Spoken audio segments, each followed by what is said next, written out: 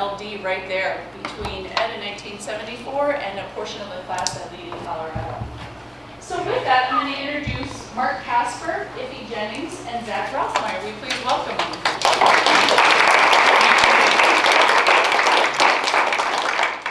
Are you going to kick off? You know, they said we were going to speak to the board today. I was expecting 5, 6, 7 people. I was expecting 40. My name is Mark Casper. I work for Capstone Partners. It's an investment bank. We're based out of Boston. They have a dual headquartered here in office. I actually work very closely with Jennings because Huntington, we are a subsidiary of Huntington. So I have a bunch of friends who had gone through the program, so I kind of took an interest in what was going on. And I am actually going to read a little bit from a statement I prepared because otherwise you will get random stream of consciousness thought. And this will be a little bit more concise for everybody. So the value in this program, it varies by individual, but something I sought out to increase was critical thinking around civic issues. So for me, this was the impetus of joining LD. I want to understand challenges in my community and what the community was facing so I could lean in on it. What I loved about LD, besides all of my new friends here, was the exposure. If you did the pre-reading and you took time to talk constructively with your peers, there really is no better program for immersion in the issues. One of the most impactful takeaways was a true understanding of systematic. People speak about systematic disadvantages all the time within race, gender, but I didn't fully conceptualize it, if I'm being honest, and LD brought me exposure to the systematic racial policies of the criminal justice system. I learned a lot about redlining policies that have driven communities into poverty, leaving the door open for opportunists to capitalize on certain gentrification practices. And this historical perspective is pretty vital. And being able to learn firsthand from the experts in the field alongside your peers is a really effective way to digest that. Then when you provide a counter argument, it also really makes it even more impactful. The program did a very good job of trying to balance arguments, but it was still very NGO and government leaning. And maybe that's by virtue of the organization itself or by the individuals who are inclined to attend such a program. It was also encouraging to have validation around some of my personal views. I tend strongly to feel to free market economies and fully recognize that it does not work in spaces where the core foundational elements do not map, those elements being freedom of choice, voluntary exchange. I would say defense and healthcare are kind of prime examples of what doesn't really fit in a free market economy. But you also see the flip side where bad policy can result in a systematic or unintended byproduct, and showing that all systems have faults if not appropriately managed throughout. The great thing about this program is it forces the participants to critically think about each issue, and to varying degrees, each program day drives multiple viewpoints. That was extremely meaningful to me, as I do not operate in a civic mindset daily. I indeed brought the perspective I sought, but did my civic counterparts do the same? So I really gained a lot from this program. I learned a lot that I had not any perspective to, and I really appreciate the program and the civic founders and the program's civic background that kind of brought me forward in that thinking. I say one meaningful suggestion for improvement on this program would be to devote a half day to dive deeper into the philosophies of both economic and government systems and how they interact with each other. I personally felt like I could use an executive review here, often not thinking on such topics since high school or college. So I think those foundation elements at the beginning of the program would help expand critical thinking around the selected issues.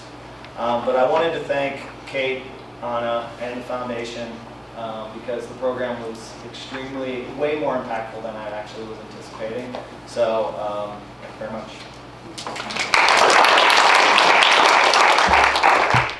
Good morning. Good morning. Okay. I'm Iffie Jennings. I work at Xcel and NGS as the Director of Strategy, Outreach, and Advocacy.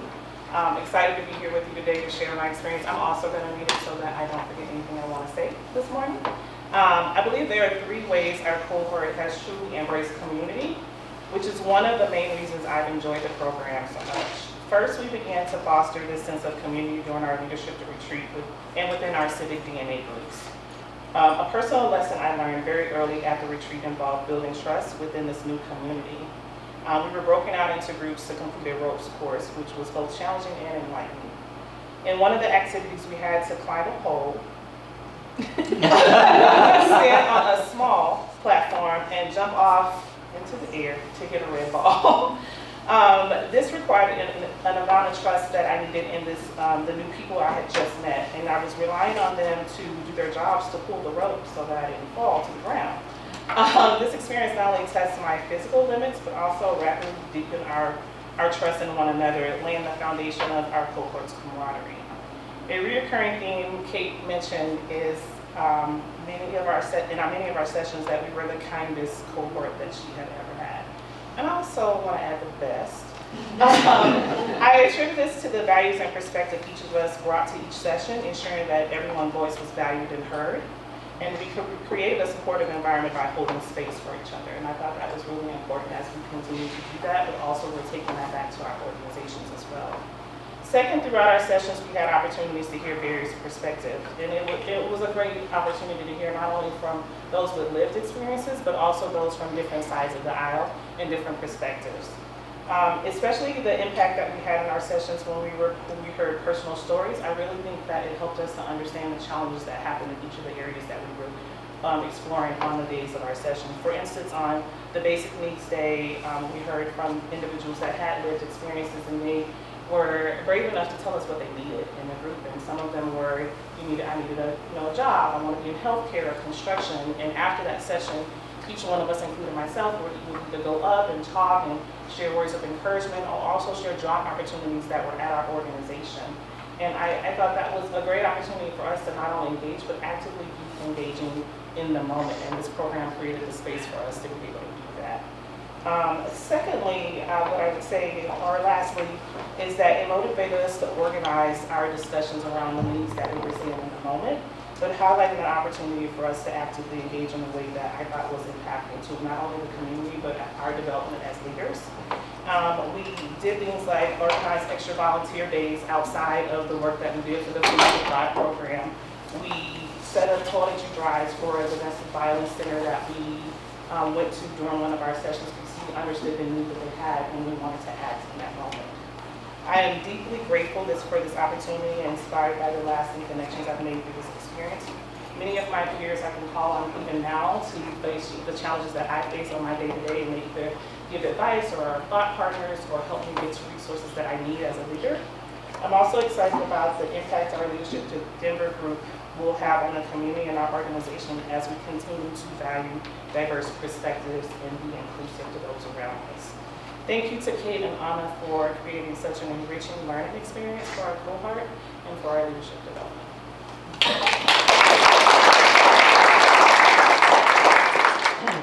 Good morning. Good to see some friendly faces in here. Clutch, it's also good to see you. As kind of a unique background going into this, I was in the public sector for almost 20 years. Sent a lot of my staff through Impact, through Leadership Denver. Recently, about 2 years ago, switched over to Comcast. So, coming from the corporate side, I think it's great, the exposure to the civic aspects of our city, but also the sense of placemaking. We hear back from our lobbyists on, our specific issue at the Capitol. We don't hear about healthcare, we don't hear about education. And to get that well-rounded perspective through this program for anybody, each of us have a little niche in, what makes up Denver. And so to get a well-rounded sense of placemaking, find out what the issues are, how our companies can help, how we can help our companies, be more effective with this. I think we've had a good diversity of thought through the entire program. I think the exposure to speakers has been great. I think that there's been a safe space for people to express, differing viewpoints. But it's been a great experience, and I think from the corporate perspective now, I think there's an exposure that very few people get to see behind those curtains. I've lived it for so long, and so many people don't know how policy is made, how stakeholders are key to, you can't just go and introduce a bill and things get passed. You have to engage your community, you have to engage your businesses. And so I think for each one of us, it represents either, nonprofit, a for-profit, or the civic center. It's always good to come holistically and see how our city works and see what those problems are and how each one of us can kind of affect those. So I appreciate the time today, and we're happy to take any questions you guys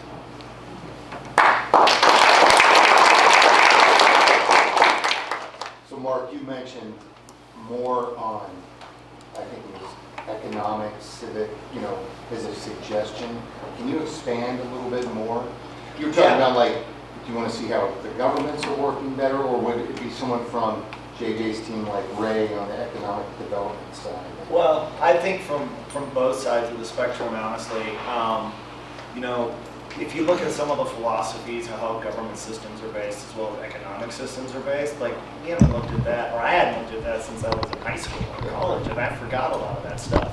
So when I was, looking at some of the foundational elements of, let's say, healthcare, where you don't have, when you break your back, you don't have freedom of choice. You don't have the ability to like really choose what your provider is, so on and so forth. It's an emergency, you need to take care. But we're still trying to drive healthcare into like kind of a free market-based, system. It doesn't really align well. So the tenets of the underlying, I would say, systems that we rely on in the U.S. Can sometimes be conflicting, and if you understand those tenets, then maybe when you start talking about some of these issues, it aligns better in your mind. That's what I was thinking, because I had to go back and do some research on my own stuff to like refresh my memory, and I was like, well, a half day of like, reminding myself, what are the tenets of free market economies? How does socialism work, and some of those basic elements that we have, long since not thought about, 20 years would maybe be helpful. So that was just one thought.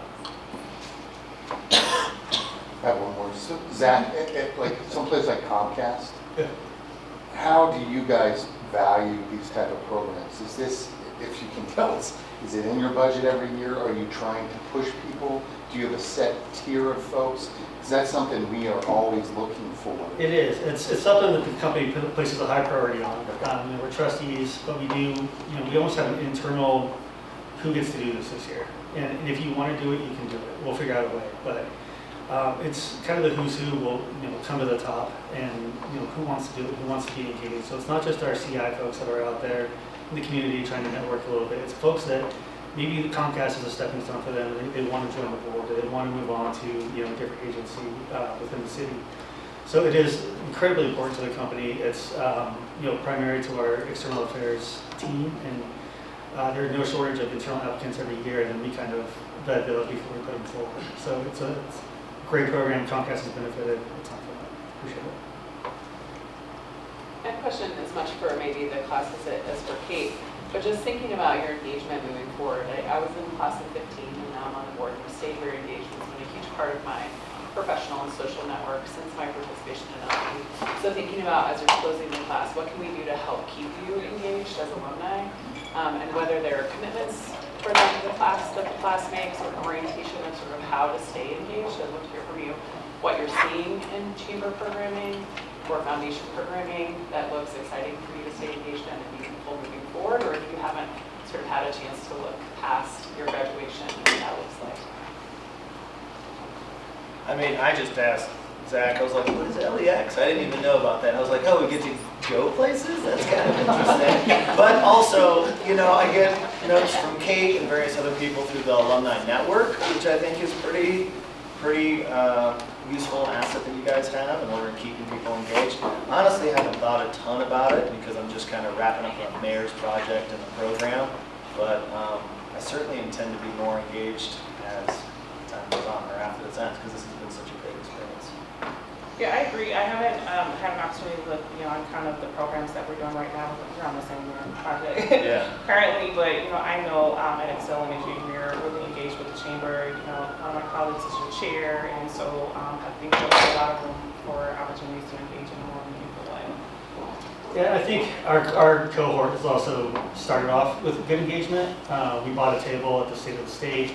I know Iffie and myself invited some of our classmates to our corporate tables, and so trying to get folks who may not have been engaged in some of those chamber activities before, and the importance of the networking, ahead of the lunches.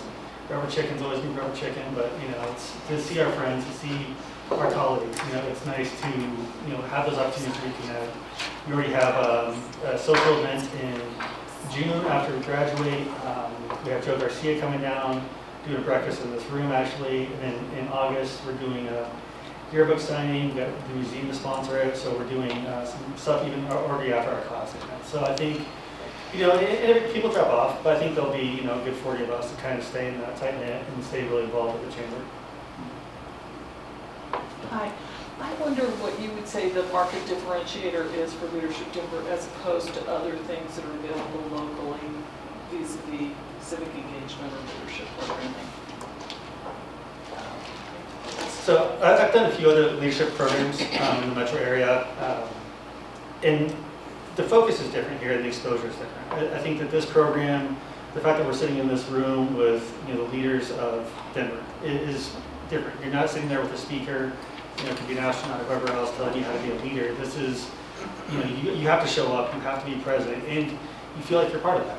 You're representing your company, representing your nonprofit, representing your city agency. So you immediately are elevated, to become a participant. You're not just sitting on the sidelines. And so I think this program, just the exposure you get to the different facets of the city, our healthcare system, our business system, our education system is different than any other program out there. Great. And I know you've heard about this before. Any surprises that occurred to you during the year? Wow, I didn't know this would happen, or I didn't know I'd feel like this. I think every day, most of you have probably been through the program, are long days, right? Like we leave feeling complex on what are we going to do about this topic. I think what surprised me is how it shifted my thinking and how I think about different topics. And it's because Kate was so intentional about the speakers that she brought to the class. We got to talk to people that had lived experience, right? We don't get to do that on a daily basis in some of the areas that we work in. And then we also have an opportunity to talk to people with different perspectives and views. And so it challenged us to think about things a lot differently and to be more comprehensive, I guess, in our thinking and how we approach things. And so I think that was kind of like my aha moment on how I think and can address different things that I face. Thank you, Iffie. Yeah.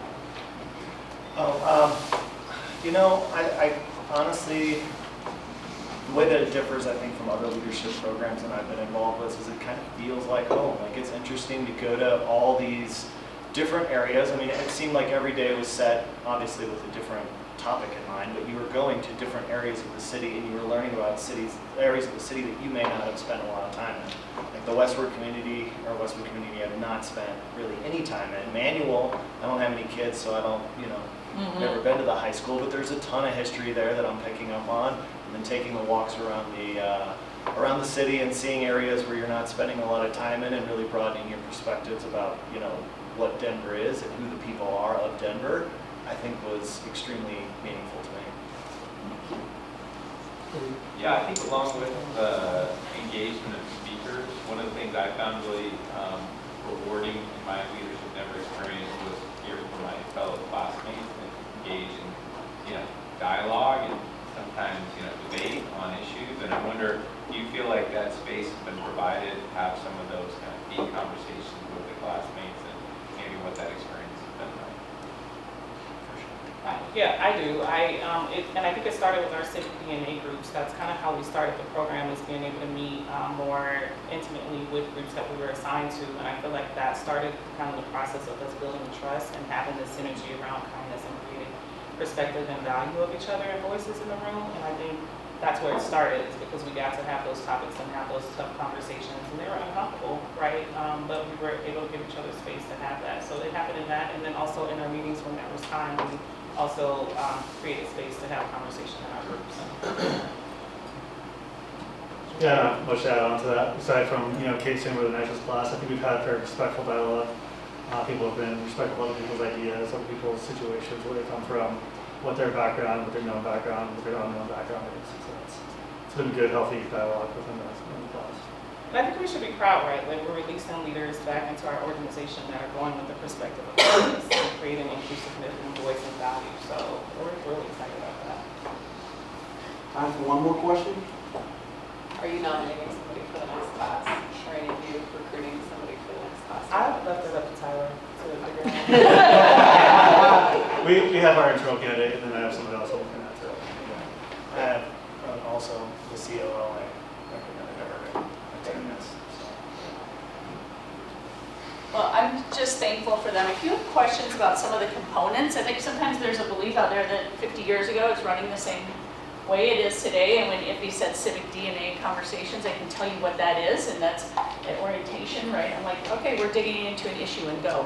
So there's different things. If you heard something, you're like, I wonder what that is. Like the voices of, we end all of our days with the voices of people on the ground who have lived experience in the issue. So we don't always sit up in big theoretical space the entire time, but we start wide and we bring it down by the end of the day. So if you have questions about some of the components and maybe things that have switched, but could we please give them a round of applause?